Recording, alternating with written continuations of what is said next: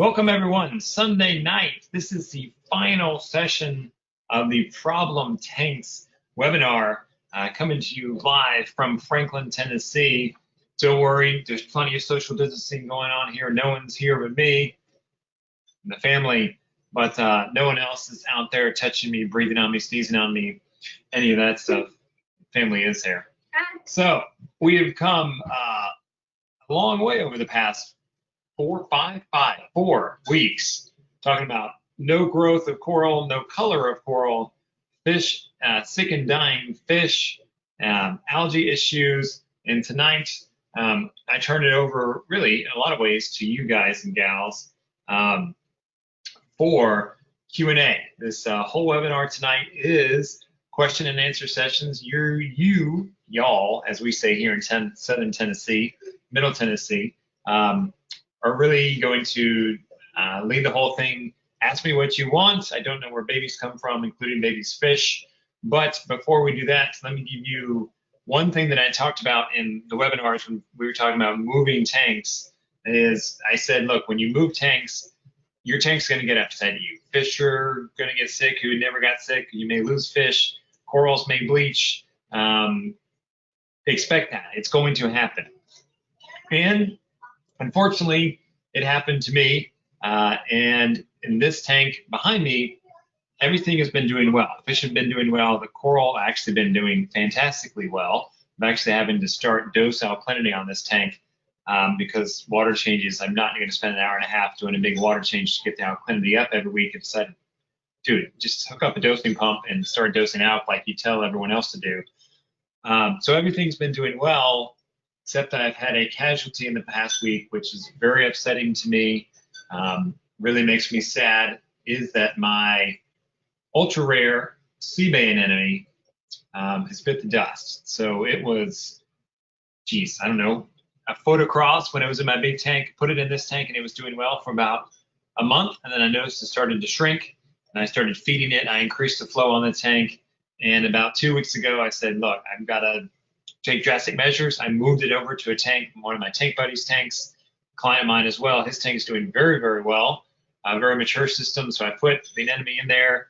It looked great for 2 days. It attached. It was eating. And then one day he sent me a photo of it completely detached, deflated, guts were hanging out of the thing. And I was like, well, the sea bay's done this before. Let's give it a day or two.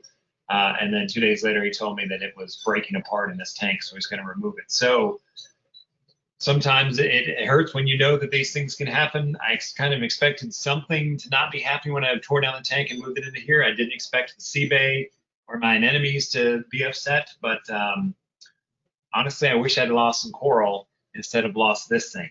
They're very rare. I've talked to the importer who got it for me. He said he hasn't seen one since he got me this one 3 years ago. So the waiting period has begun. So a little bit of sad news with that. Let's turn it over to your questions to try to help you with your tanks and give you some good news about your life. You're upgrading. You have questions about whatever. Again, this is Q&A. You can raise your hand. I'll call on you live and answer your question, or you can write it in the text questions if you want. If you don't want to ask a question live, that's fine. If we do call on you live, make sure you unmute your microphone, put away the screaming kids in the background, and that way we can hear what you have to ask. Markel, say good night to everybody. Good night. Perfect. Good night. I'm wishing you a face full of Cheerios. Right, because Cheerios will make your life better. Good night. These people aren't here to listen to you scream all night. All right, so this is Q&A. However long this will last, as long as you guys and gals have questions. We've talked about, again, a lot of topics over this webinar series. I will flip it over to you. If you've been asking me questions that I haven't gotten to, new questions, old questions, you want to ask me something about my build, actually, let's go there since people are sort of asking questions tonight. Understand not everyone is on Facebook, but if you are, or I think you can even just lurk on Facebook without having an account, I did a video walkthrough of an update on my build. The build's been a little slow over the past really 2 months-ish now. The reason why was we got the windows in. I looked at the windows and I didn't like them. They were just not up to snuff to me. It was my fault for not looking at the bid and seeing exactly what window make and model they chose. So we put them in, they didn't look right. Turns out the 2 of them were defective. And I said, forget it, let's just go with a different brand. So we switched brands and ordered the new windows. The new windows came in. 4 of the 5 windows that were delivered were the wrong size. So because COVID was going on, or still is going on, the factory is slow. So it took us about a month to get the replacement windows in, and then 4 of the 5 of those are wrong. So then it's been we're waiting another month, maybe next week, they'll come in to get the replacement windows in. So once the windows are on, then we can brick the house and really make a lot more movement going forward. But I did a video walkthrough on the build, showed you all the upstairs space and showed you the fish room. Actually, you know what? Since not everyone is on Facebook, I'll show you this. So if you want the full down low, watch the video on Facebook. But since not everyone is into Facebook and a lot of you haven't watched, I did some PVC panels in the fish room. Yes, you can do drywall. There's green board drywall, but even green board will still bubble if it gets wet. There's FRP, but I don't like FRP. I just don't like the look of it. I like the texture. I don't like the color, and it can't even rot itself. So I did some looking around, because one of the things I do when I'm building tanks for people is I looked at the last tank and said, all right, how can I make this better? I'm always trying to improve things. So started looking for a better product than FRP and came across this stuff. So this is actually PVC walls. It's made by a company called Duramax. You can look them up. And this stuff is about 1/2 inch thick. It's hollow inside. Now, when I first saw that, I was like, oh, this is going to be flimsy, but this stuff is actually very strong. I've actually stood on this. I put the sheet on the floor and I stood on it, and this did not crush, didn't deform at all. So I've been really happy with the stuff. It comes in a panel, 16-inch wide panel. You can get them different lengths, but it goes up very easy, and it's also very light. This is completely waterproof. You can wash it with chemicals if you want. It's in a lot of car washes. And the cool thing is, when it locks together like this, you put one panel in like this. Actually, yeah. So it goes like that on the wall. Looks like I can get it now. So it's hard to do things backwards. It goes together like that. There you go. So these 2 things lock in like this. You can see how they lock in. So they lock in like this. It makes a very tight joint, and there's no screws. I've seen other PVC wall products where you have to run them into the screw, then you have a screw head that you either have to cover over or live with it. This is seamless. Now, when you're building this, you put in this panel, then you run the screw in here to secure it. But that next panel comes in, actually you can do it like this, it locks in like this, and it will cover up your screws. So it makes it very tight. I mean, there is a seam there, but you really can't see it. No screws to see. Waterproof. This is great stuff. Won't rot or degrade. So this is up in about 1/2 of the fish room. So if you want to see the full walkthrough of it, watch the video on Facebook. Yeah, I'll be doing a full video of my build on YouTube at some point, but 1/2 of the fish room is up at the moment with this stuff. Love this stuff. Been very thrilled with it. It's on my Facebook fan page. Jeffrey is where you can go find that.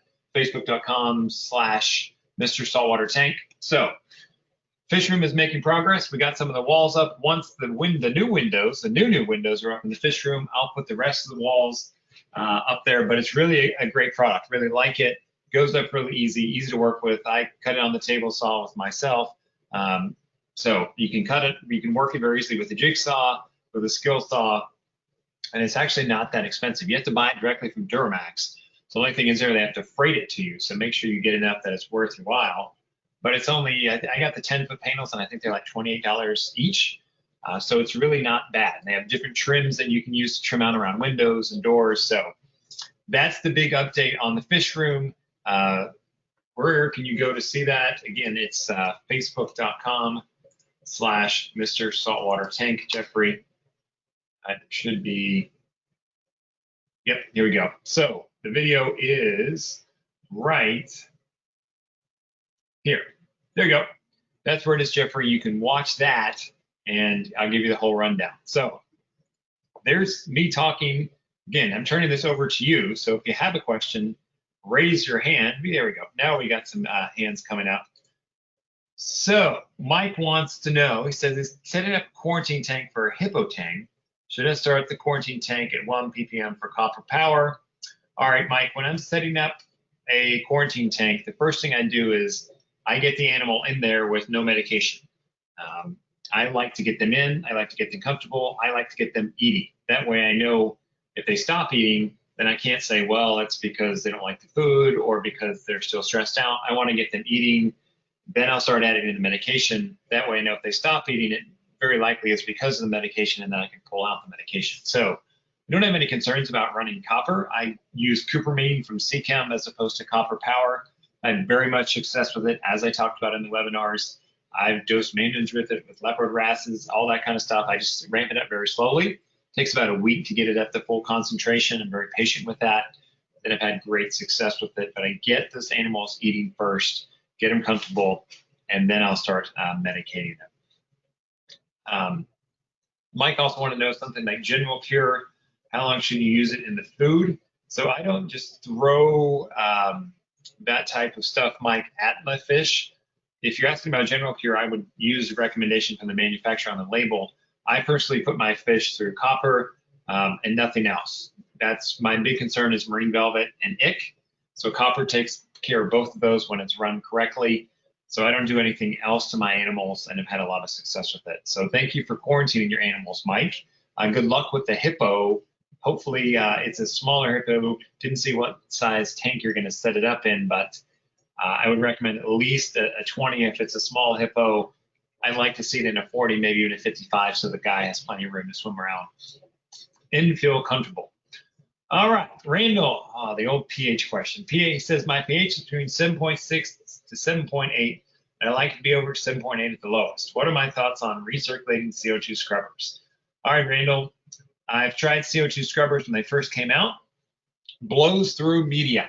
I'm not surprised that a lot of online retailers push these things because you have to buy a fair amount of media and then it's recurring income for them. When I had my CO2 scrubber, I would burn through the media in about 2.5 weeks. Then you got to replace it, and then I would burn through it again in about 2.5 weeks. If your pH is 7.6 to 7.8, I'm fine with that. As I said in the webinar, anywhere between 7.6 to 8.6, 8.7, I'm fine. My own 90-gallon tank ran between 7.7 and on a good day, 8.0, and that was really in the spring when I could open up the windows, which in Texas isn't very long. So a lot of the winter and the summer, the house was closed. My pH would hang around 7.6 to 7.8. Everything was fine. So Randall, I would say if your tank is doing fine, don't worry about scrubbing with the CO2 scrubbers. It'll cost you a lot of money in media, as well as the hassle and labor for having to replace it. If your tank's happy, just let it go. I don't chase pH numbers. I don't recommend you chase pH numbers either. Listen to the tank. Let it do. It'll let it tell you if it's happy or not. That's where I would go with that. All right, let's go to some live questions. GA, abbreviated GA. Have at it, GA. You're live. Hey, Mark. How are you? My name's how are Guy, you? actually.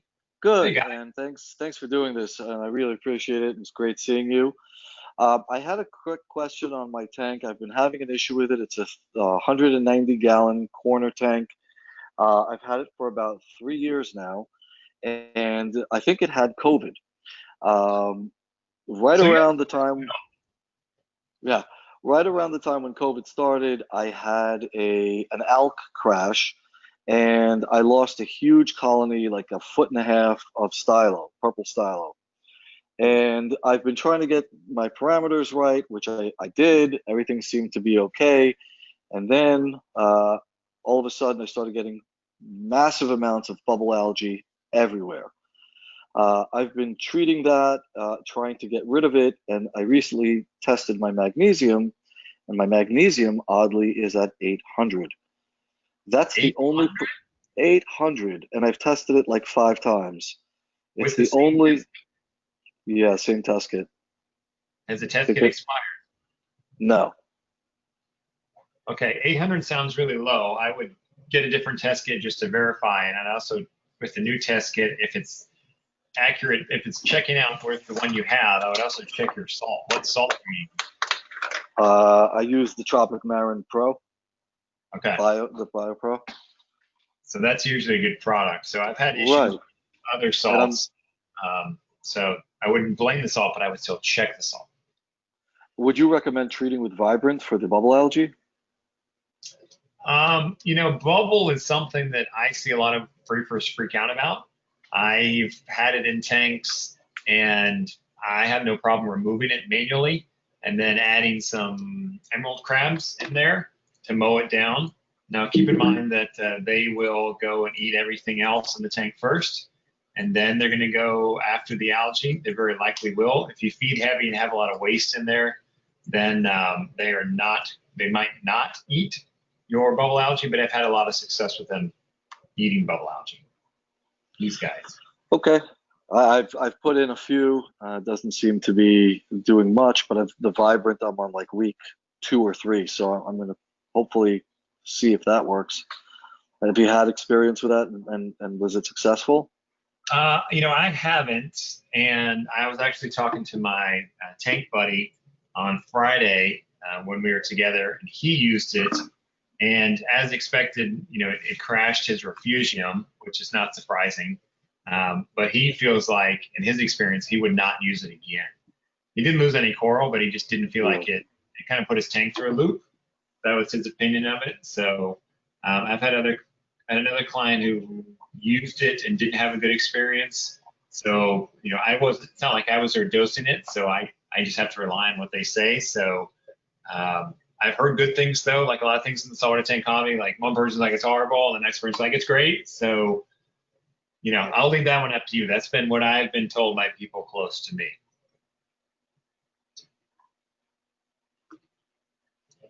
All right. Well, thanks so much, Mark. Thanks for doing this. We really appreciate it. Absolutely. Thanks for firing off a question. Let's see here. Greg D. Let's unmute you, Greg. Have at it. Hi, Mark. Hello. Yeah, I have a kind of a strange problem. I have a BioCube 14. It's been running for about over 7 years, and in the last year, I have not been able to keep any fish alive past a week or two. It's got corals doing great. There's all kinds of coral inverts. Parameters are all good. Somebody mentioned maybe there's not a lot of oxygen in the bedroom where it's at all of a sudden. So I bought a sulfur oxygen kit, and I don't know how accurate that is, but it does test low. I put a skimmer in. I put the lid up so it's, so some more air can get in there. Right.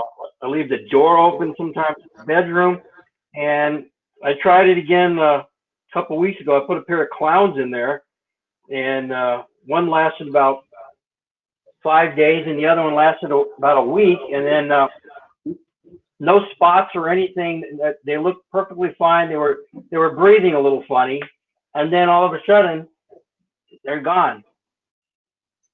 Did you get the fish from the same place, local fish store or online supplier? No, I bought them locally at a few different places that I always buy my stuff at. Okay. So if they're breathing funny, that could be a low oxygen state. But if you have a skimmer in there and you've got the lid open, it really shouldn't. That should be plenty of oxygen, especially with the skimmer.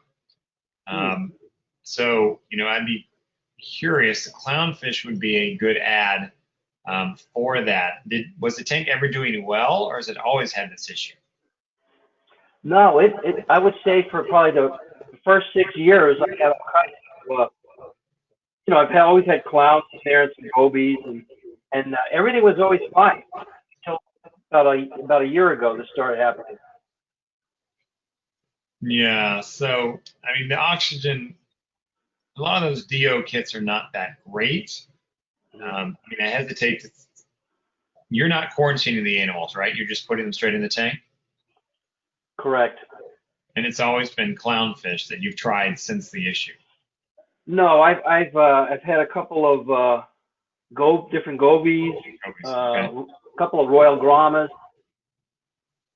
Yeah, so those are all hardy fish, which should do fine. Have you done any water changes on the system? Oh, loads of them. Yeah. And the other thing that I like is Julian with Two Little Fishies makes a product called Metazorb. which is an easy thing. Comes in a little bag, almost really no bigger than this AirPods kind of pouch like this. And you just put it in the back of your BioCube and it will suck up any heavy metals. So I would take a look at that and see, because you can get, I think there's 2 sizes of that. Yeah, this is the bigger one that we sell. There's a smaller size of that. You just put it in there for, I think, up to 2 weeks, and it will suck up any heavy metals. You could also try sending out an ICP test just to see if there's anything that's way off that may be poisoning the fish that you can't tell. And then also like polyfilter stuff. That's another thing that I always like to use on a tank whenever it's having issues. They make me get the small size. I love this stuff. Just plopping it in the back, it just floats there, and it will change color if there are any heavy metals or any toxic stuff in there. So all those were things that I would try to, kind of solve this mystery, Greg, about what's going on with that thing. It's weird that it was doing well and all of a sudden it stopped. So again, the oxygen thing, I wouldn't think that would be it. I would then go looking for heavy metals. Potentially, maybe some kind of fish disease could be lurking in there. If you thought it was that, you could leave it without fish for 90 days if you haven't tried that already, and see what you get. All that would be places where I would start with that thing and try to see what you can get. And then if you really want to try to have some fun, is get a 10-gallon tank, take all the water out of the BioCube, basically do 100% water change, put it in the 10-gallon tank, put a fish in the 10-gallon, and see what happens, and see if that fish lives, but as soon as it goes into the BioCube, then it dies. That would be an interesting experiment to do, because it shouldn't work that way. Then it would make me think that if the fish died in the 10-gallon like it did in the BioCube, then I'm thinking it could be a fish issue from the suppliers. Even though you're buying it from different places, they may get the fish from the same place. Quarantining it may be a way to help and to solve that. The fish can survive quarantine and then goes into the BioCube. Then you can know that something else is going on. So multiple approaches on that. Tanks of death are not fun. The nice thing about a BioCube is it's very easy to restart those things, and at the same time it's easy to troubleshoot them. Putting in things like polyfilters, you don't need big amounts of them because it's a smaller tank. All right, let's do one more live question. We'll flip over to some text questions before we come back to you live people. Bottom of the alphabet here, Tim A, fire away. Hey, Mark. I had a couple questions for you. I had a recent tragedy in my tank as well. My Tanaka pygmy wrasse bit it yesterday, and I'm intrigued by getting a 4-lined wrasse, and I wanted to get your take on what about that fish. And then the other question I had was related to test kits. As far as nitrate test kits, what you generally go with. All right, so let's start with the old 4 lines. So the 4 lines are an interesting fish because they're in the, I can never pronounce this right, Pseudocalanus, I believe that's how you pronounce it. All that 2 years of Latin really didn't help me at all. So these guys are in the same genus as 6-line wrasse, and 6-line wrasses have been proven to eat acropora-eating flatworms. So I like the 6-line in this genus from the sense that they have that history about them. If you follow me for any amount of time, you know I had a 6-line wrasse in my 90-gallon, which killed my firefish, and I made a show about getting them out. These guys can get quite territorial, especially in a small tank. So to me, if it's a 4-line, if it's a 6-line, I'm only going to do that if it's a large system, especially if it's established, or even if it's a new system. These guys can get territorial, and then when they do, they tend to nuke things, kill things. So if you really like it, it's certainly a unique fish. I mean, this is a nice looking guy. Just know you're potentially dealing with a bully on that. And then your second question about nitrate test kits. I really like the NIOS ones. That's the one that I changed to a while ago and have been very happy with it. I've got some actually sitting just over there. The NIOS nitrate kit is what I like. It's very easy to tell the color change on it, how they have it set up. So I've been happy with this kit. I've been using it exclusively for the past 2 or 3 years. Great. All right, good luck. All right, so let's take some text questions here. Let's see. Brad is having an aptasia outbreak in his sump. currently don't see any in the display. Feels like it's only a matter of time. So he recently put a few Aptasia and nudibranchs into the sump to try to control. All right, so also have a file fish. Any recommendations to try to remove the Aptasia without a full sump clean? All right, Brad. So one thing that in a way you have going for you is that they are in the sump, and cleaning your sump out, it may not necessarily be the most fun thing in the world, but it's very easy to do. That's much different than cleaning out your whole display tank. That being said, if you don't want to do that route, you kind of hinted that's not really what you want to spend your day on. The Aptasia eating nudibranchs do work. I've had lots of success with them. They take time. So I don't know how many you put in there, how big your sump is, but it can take them a month to nuke those things. So be patient with it. If you just added them, it can take time. File fish can work. They cannot work. It seems to be 50-50 with clients who have them to control Aptasia. If you're not getting success with them, you can try backing off his food, feed him every other day or every 2 days. Try to encourage him to get hungry and go after the Aptasia. The other thing is I found the small guys, small file fish, they won't take down the big Aptasias, maybe because the Aptasias will eat them. They're scared of that. So maybe that you have big Aptasias in a small file. The other thing that I do like for Aptasias, and I actually did it in some of my holding tanks, is an army of peppermint shrimp. Those guys work very well. You just have to put enough of them to make a difference. So let's say you had a 30-gallon sump and 10 gallons of that was a Refugium, then I would put in 3 to 5 of those guys and just let them do their thing. Again, they're going to run around, they're scavengers, so they're going to eat everything else that they can find, leftover food, detritus, stuff like that. Then when they get hungry, then if they're going to eat Aptasia, that's when you're going to see them do it. I put 3 of them in this bio cube over here. There's some Aptasia in the rocks, and those guys mowed them down in about a week. There's no more Aptasia in that tank. I actually moved them to another tank to get them to eat it down. So I like Peppies. I like everything else you've done too. Again, we're dealing with animals, so they may eat, they may not eat. But I do like the nudibranchs that you've tried, and I really like the Peppies. Then when you're done with them, you can take them upstairs and throw them in your display tank. And the kids always like them, and hopefully they'll mow down any Aptasia that may get through.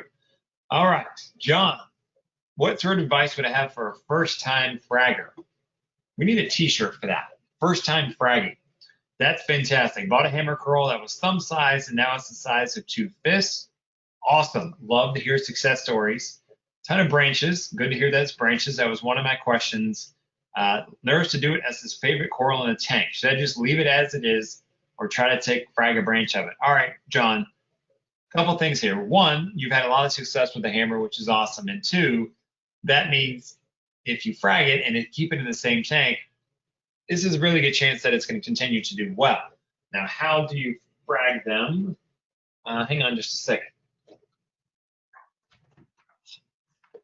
Let me grab my fragging tools and I'll walk you through this. Here's my water change bucket. Those of you who want to know what's in there. Hannah salinity checker. Love this thing. Got a little C-shaped pump here. That's what I do small water changes with. Scuba mask, because sometimes you have to get in tanks to clean them, which is what I did on Friday. It sounds really cool. It's not that much fun. All right, hang with me, everyone. Here we go. Aha, bone cutter. Also in my water change kit when I need to frack. So here is your hammer coral branch, John. All you have to do is grab your bone cutters. I like these. You can get them over at SaltwaterAquarium.com. They work very well. Don't try to break it. Just get yourself a pair of these guys. And then at the top, if you look, you should see the flesh of the hammer itself, the coral itself out there. You don't want to cut the fleshy part. You want to cut down on the stem, on the bony part. So if the tip of my fingernail was the fleshy part, I would come down here probably an inch below it. And then all you got to do is apply some gentle pressure and it'll come right off. Hammer corals, branching hammers are very easy to frag. It's really hard to mess up unless you get in the flesh. So go down on the branch, clip it, and then put that piece of hammer on a frag rack or secure it in a rock. What you don't want to do is leave it on the sand bed where it can get covered up or blown or picked at. So give it some kind of secure home to put it in. Give it about a week to recover. It'll probably come out. It's going to shrink up. You're probably going to get concerned give it an hour or less and it'll probably come out again and get fluffy. You'll be fine. Hammers are really good. Great starter coral. Congrats on the success with your tank to have the hammers. Love hammer corals. If you don't know what those are, let's pull up a quick picture of them. One of my favorite corals of our time is the hammer coral, especially the branching. The wall hammers, you cannot frag. Don't try to frag the wall hammers. The branching hammers, you can absolutely frag those. All right, from that question to Thomas's question, it said he's lost 8 tenants of his tank. Lost a flame hawk, I'm assuming, goby 2 weeks ago, coal tang, puffer, yellow, hermit shrimp. What would I look for? All right, Thomas, if you're losing that kind of livestock in your tank, especially since you said you're losing shrimp and hermit crabs, if it was just fish, I would suspect velvet. I would still suspect it if you're losing that many. I would also think about something that's poisoning the water, heavy metals, something like that if you're losing inverts and shrimp. As I talked about in the fish disease webinar last week, marine velvet you're probably not going to see. You're just going to lose fish. The hermits and the shrimp, okay, in a way, hermits, you have to replenish every now and then. Cleanup crews, once every 3 months, I'm buying more of them. But if everything is going in sequence, I'm thinking this is a fish disease. The fact that you lost the 2 shrimp and the hermits, little concerning. That's going to lend me more towards a heavy metal. You can send off an ICP test, see if anything is majorly out of whack. But hopefully that this is not a marine velvet type of approach of what's going on with your tank. Those are the 2 places that I would start for those. All right, let's jump back to the live questions. Robert Y, we'll stay on the bottom of the alphabet for just a minute. Robert Y, unmute yourself and fire away.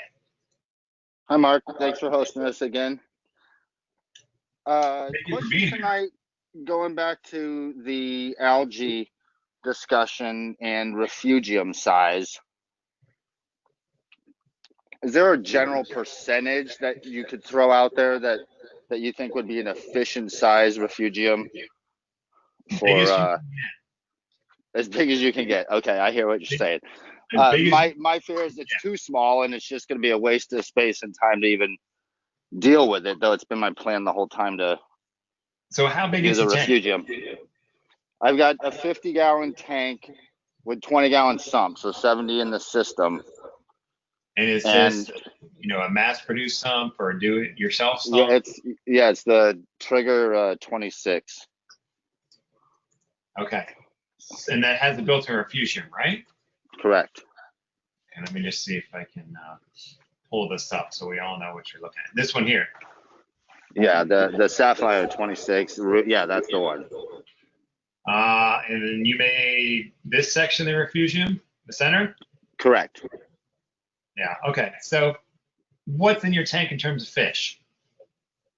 Well, so far nothing. I mean, I'm going to be stocking this as if it's a nano tank is the way I'm looking at it.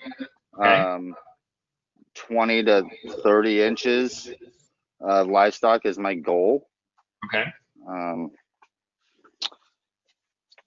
So that being said, you're stocking it as a nano. I'm assuming you're going to go smaller fish, gobies, things like that? Correct. Yeah. I was thinking maybe a wrasse might be my biggest, or, something in the 3-4 inches zone would be the largest. Yeah. So those fish don't produce a lot of waste. You could probably have 100 gobies in that thing and not have a heck of a lot of waste compared to like a tang. So the refugium section in that sapphire sump isn't that big. You're probably not going to have a nutrient issue to begin with because you're going to go with nano type fish. So what I would say with this is if you want one because you think it's cool, look, go ahead and fire up the refugium.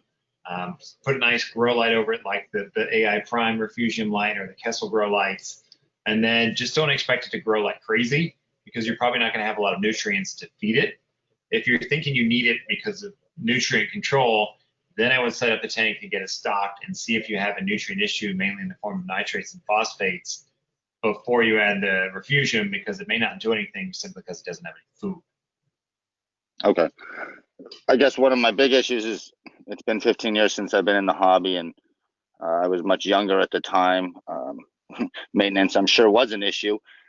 Again, with I broke so many rules about what to stock the tank with and everything else. But algae just kind of kept me from getting back into the hobby for so long. So I think this go around, I'm so focused on trying to prevent it. I'm sure I'm going to get it regardless. But You know, in a way, algae isn't a bad thing. You don't want it to overrun the tank, but I've been on plenty of reefs all around the world, and I've seen cyanobacteria, I've seen bubble algae, I've seen hair algae. Like, it's part of nature. And also keep in mind, Robert, tanks, sometimes they go through that phase. I just was helping a tank buddy through a green hair algae phase for no apparent reason. So if it does pop up, you don't necessarily have to freak out. And the way you're stocking your tank, 50 gallons is a nice size. You likely want to have an algae problem because if you have a nutrient problem, you know, you could have other issues in the tank, like we talked about 2 weeks ago with Dr. Tim with dinos, cyano, things like that, because things are out of whack. I would go back and listen to that webinar. of course, yeah, that was really good. Okay, good. So, you know, again, if you wanted the Refugium because you think it's cool, go for it. I wouldn't expect it, your tank, the way that you want to stock it to really have a nutrient issue. So even if you do it, don't expect it to take off, which is fine. Like, you don't have to have a ripped, you know, stuffed full Refugium if you don't want it. It's not like, you know, it's one of those things that's like, hey, my Refugium's doing well. That means I know what I'm doing and my tank's good, and you should listen to me on all the forums. Like, come on, it's just one of those things. All right, let's jump up, you guys. Oh, here we go. Ira's got a question. All right, Ira, I'm going to unmute you. Fire away. You got to unmute it, Ira, for us to hear you. Going once, going twice. All right, we will move on. Let's see. Back to the text questions. People are kind of shy tonight. Don't worry, you won't get COVID by asking a live question. Jeremy says, for some reason, I'm struggling to get coralline to grow, and my hammer coral bases are receding. All our parameters are spot on. It's been running since early December. All right, Jeremy. The fact that your coralline won't grow, to me, doesn't tell me anything about the tank. I have seen plenty of tanks that grow coral like crazy, corals, and they don't grow coralline at all, period. And I've seen plenty of tanks that grow coralline like crazy, but they can't grow coral. So the fact that you're not getting coralline algae, I don't give any weight in terms of an indicator for that. Why are you struggling? Your hammer coral struggling? You said all our parameters are spot on. You know, that always means different things to different people. You know, one thing I'm thinking about with early December to now basically July, okay, that's long enough for me. I'm really not concerned about your tank needing to mature. You know, those corals, the hammers like a little bit of nutrients. It can be that the tank is too clean. It could also be that while the parameters are spot on, they're not stable. That would be another thing. If they continue to recede, if you wanted to try something, assuming you don't have a high nutrient issue in your tank, you can try feeding them a little bit. I like the Fauna Marine LPS pellets and see what you get. You know, it may be that they need a little boost that you wouldn't see otherwise. That's not something I would always recommend, but that is something to give a try, assuming you don't have a nutrient issue in the tank. This is what I like. My LPS grow and color stuff from Fauna Marine. When I do feed, I really only feed LPS, and this is what I feed them. The hammers don't eat that fast. You need to turn off your flow. I would put 2 pellets every couple of days and see what you get. But again, if you have a nutrient issue in your tank, don't go adding coral food. It's only going to make the problem worse. Great question. I hope you have success with the hammers. They're fun coral. Look, the other thing to keep in mind, Jeremy, is if you can't get the hammers to grow, but you can get everything else to grow, some tanks are like that. As I talked about in the webinar series, all of my tanks that I've had over the past 10 years, and I think I'm on 5, 90, 225, 375, 4. So this will be my 5th new tank. Those 4 tanks, all of them were running for a good amount of time. They all did well. All of them had their own personalities. For example, my 90-gallon tank, which would grow pretty much anything like weeds, wouldn't grow a chalice for no reason. Like, all their parameters were quote spot on. I could grow clams, anemones, SPS, LPS, zoas, like gangbusters. Chalices, can do it. my 450-gallon tank I just had, I grow anything in there. Chalices did great, LPS, anemones, you name it, but I couldn't keep a clam for whatever reason. I tried all the different types, captive bred, non-captive bred, small, large, didn't matter, could not keep a clam. I would kill a clam within 4 days. So it may just be that your tank doesn't like hammer corals. There's no explanation for that. If you try to find one, it could drive you crazy. So if your hammers aren't doing well, try some torches. It's a similar type of coral. You can still get some good movement out of them. It may just be that your tank doesn't like hammers. Don't rule that out. A lot of people overlook that. It's not necessarily like fun. You'd love to have an answer where it's like, yeah, it'll grow everything under the sun, including, you know, the thing that everyone says is going to die. My tank grows it, but sometimes it doesn't work that way, unfortunately. We're all dealing with what we think is the ocean, the slice of the ocean, and how it reacts here as opposed to reacts in nature, sometimes very different. So Jeremiah wants to know, just bought a doser, wanted to know what brand do I recommend, and what do I recommend dosing in a reef tank? All right, Jeremiah, so I'm looking at dosers. There's a whole range of dosers now, which is pretty cool to see. Back when I started dosing tanks 10 years ago, there was only a few dosing options, and they didn't really work that well. So there's, you know, everything from a heavily automated Neptune Systems dose, which requires a apex to run, to this Kamer, I have to spell it right. I'll get it here in just a second. This, hang on. I'll find it. This dosing pump is easy to set up. Here we go. So we have all types over here. So this dose one requires an apex to make it work. Here's this Milwaukee one that I've used before. It just plugs into the wall. It always runs, so you have to have a timer for that. All the way up to the Versus from Ecotech. A lot of people like these Kamers. This is a continuous duty one, so don't get taken out by the price. There's a less expensive one that is Wi-Fi enabled, and it works really, really well. So let me just pull up the brand and I'll see if I can find it. So there's all different types. It really depends about how much control you want with the thing. Some of them are, here we go. So here's the Wi-Fi dosing pump from Kamer. It's out of stock at the moment, but $90 gets you in this thing. I've heard good things about them. This gives you some control, gives you some visibility. You're going to need one for everything that you're dosing. What do you need to dose? You're probably just going to need to dose alkalinity and some calcium, and you're off to the races. So if you like heavy automation, you'll be looking at a dose pump that requires an apex, which I like anyway. If you wanted something more standalone and simple, this Kamer works great, all the way down to like the Milwaukee. Just keep in mind, some of those pumps are so dumb.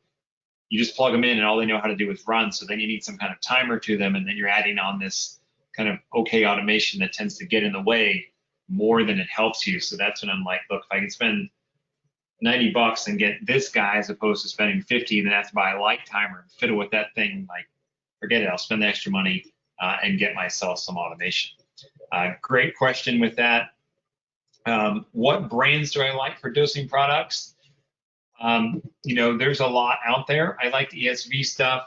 I've always heard good things about the ESV products. We actually sell it as a concentrate that you can then dilute, so you get a little more bang for your buck. That's something that I like. This little two-part buffer system, Jeremiah, depending on how big your tank is, this is a great way to get started. Tilidos Fishies make stuff. I think Fritz makes stuff as well. A lot of the stuff is a dime a dozen, but this is where I would start if you're looking. Calcium and alkalinity is probably all you're going to need for dosing. That's where I would go with that. All you live people have now gone quiet. They just want to watch all the text questions, which is fine by me. Ed wants to know, any insight to the shortages of some of the salt mixes, Tropic Marin in particular? All right, Ed, it's COVID, baby. Stuff coming from overseas is delayed because medical PPE is getting, I don't want to say in the way, but it's taking the planes, it's taking the ships. Things have slowed down as well. Overseas stuff is particularly slow. It's just COVID rippling through the supply chain. And it's going to be here to stay, I think, for a while. So, you know, unfortunately, that's what we have to deal with sometimes with those overseas salts. There's plenty of good domestic salts that I like. It's an ocean. I have a Reef Crystals, good success with the Fritz stuff. That's what I use in all my tanks. The Red Box, I have lots of success with the Fritz RPM stuff. I have had no complaints about that stuff at all. So here's the blue box if you like more middle of the road alkalinity. I like the red box because I'm trying to use a water change to up the alkalinity on my tank, so I want a higher alkalinity salt mix. Here's a domestic product that works great that I've had a lot of success with. All right. Oh, John, pulling on my heartstrings here, buddy.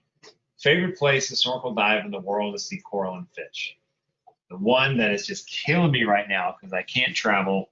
But great question. No, I'm not knocking on your question. It's just like, the one thing that I can't do right now is travel internationally. I've been going international for the past 4 years now to the South Pacific to see fish and coral, which absolutely changed my life, not only as a diver, but as a reefer, because all the things that we see in our tank really come from the South Pacific, Fiji, Australia, Indonesia.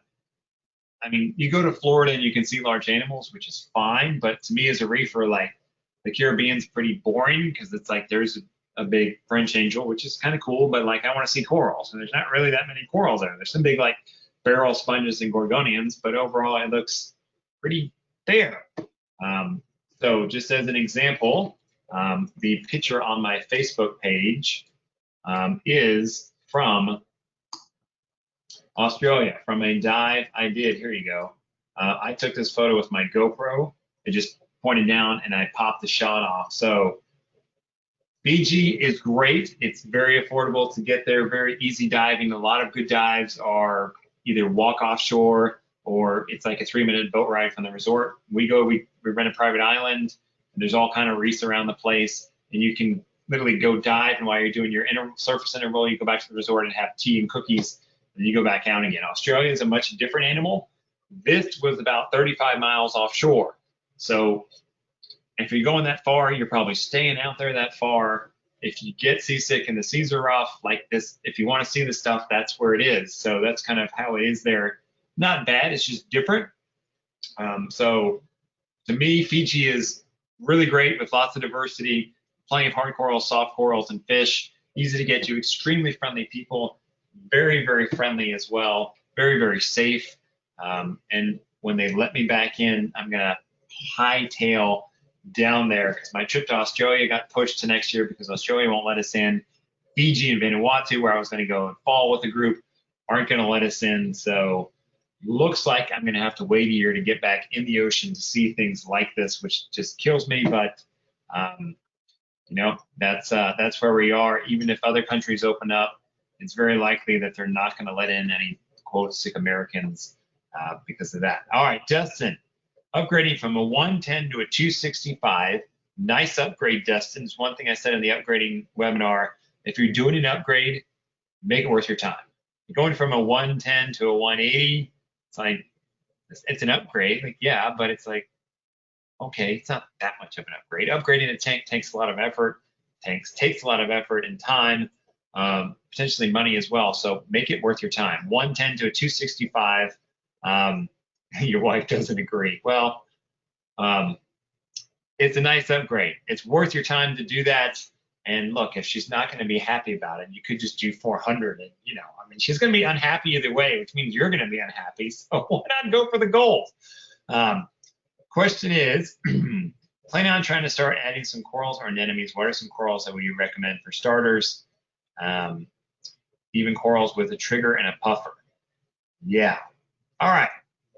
Depending on what kind of trigger you have, and the puffers, those guys are necessarily going to mow down the coral. They just like to rearrange things, picket things. It's like if you have a clown trigger, those guys have their mouth is straight out. If you look at a side profile of them, it's like this. Other triggers like blue throats, their mouth is a little more upturned. It's the upturns triggers. Yeah, you have a clown. That's what I thought you were going to say.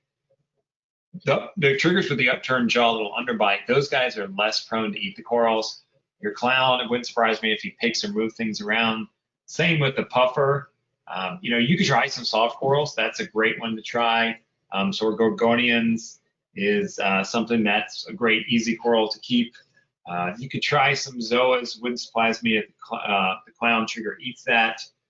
But really, try some softies, try some leathers, throw them in there, see what you get. I wouldn't expect your puffer and your trigger to go after those as much as they would other hard corals. Good luck with the upgrade. Yeah, wife's not happy. I get it, but hey, I mean, now's the time to do it 400, right? If you can survive this, then she's meant to be with you. All right. Zern says, I plan to set up a tank specifically for angelfish. What kind of angels can you fit in a 4x2x2? That question. All right, Zoom. So, 4x2x2, that's a 120-gallon tank. A lot of the angels get quite big. Now, maybe you want to go after this dwarf angels, which is great. A lot of them can get quite territorial, so it's not like you can have 20 dwarfs in a tank. There's some middle-of-the-road angels, Genicanthus guys. Those guys don't eat corals as much. They don't get that large. They would do good in a 4x2. Some of the angels I would not recommend, like a queen angel is going to get very big for that tank. A French angel is going to get too large. So go for the dwarfs. Go for something in Genicanthus. Those are going to work well for you, June, in that size tank. 4x2x2, it's a 120. That's a nice size tank. Yeah, I've really like that footprint. 4 feet across the front is great and gets some fish and swimming room. 2 feet gives you some depth so the tank feels larger than it is.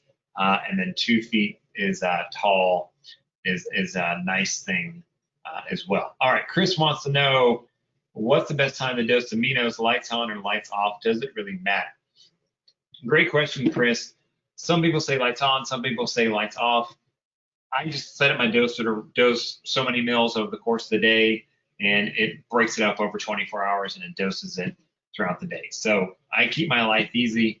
I don't try to time those things. Just say I want 30 mils over 24 hours, and some of it's going to get dosed at night. Some of it's going to get dosed during the day, all of which is fine by me. Great question. I love amino acids, as I talked about in the chemistry webinar. Sure, I don't have scientific data that necessarily works, but myself and clients have looked at their tanks and they feel like they've seen great results. I haven't seen much downside, if any, so I do like those.